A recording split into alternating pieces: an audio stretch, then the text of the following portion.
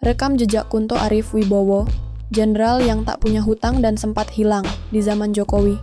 Maijen TNI Kunto Arif Wibowo dimutasi menjadi Panglima Komando Gabungan Wilayah Pertahanan Pangko Gabwilhan. 1. Menggantikan Laksdia TNI Rahmat Jayadi yang diangkat menjadi Patimabes TNI AL karena dalam rangka pensiun. Adapun mutasi ini tertuang dalam keputusan Panglima TNI nomor KF 1545 Sy 2024 yang ditekan oleh Kepala Sekretariat Umum TNI Brigjen TNI Riksani Gumai tertanggal 6 Desember 2024.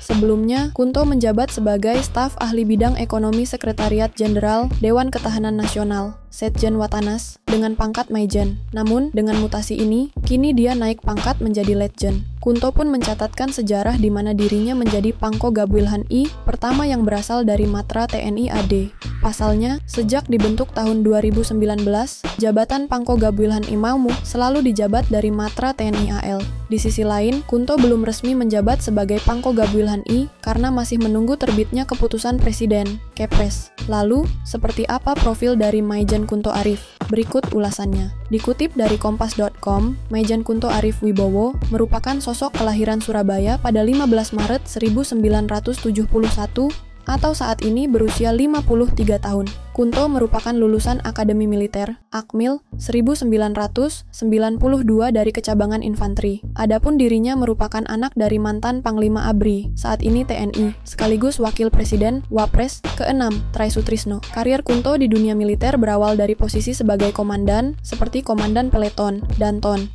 Yonif Linut 500, 2 Ujwala Yuda, serta Danton Yonif Linut 412 Bharata Eka Sakti. Kemudian, dia juga sempat menjabat sebagai Kasih 2 Ops Korem 083 Baladika Jaya selama setahun dari 2007 sampai 2008, lalu berlanjut menjadi Komanda Batalion Infanteri dan Yonif 500 Rider dari 2008 sampai 2009 dan Dansatik Susarkap Pusdikif Pusenif selama setahun dari 2009 sampai 2010.